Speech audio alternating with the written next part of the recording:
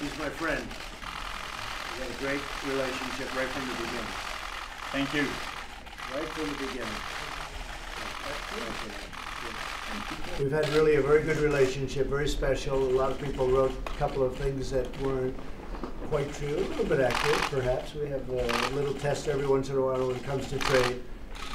The United States has had a very big trade deficit for many years with the European Union, and we're working it out. And Emmanuel's been very helpful in that regard.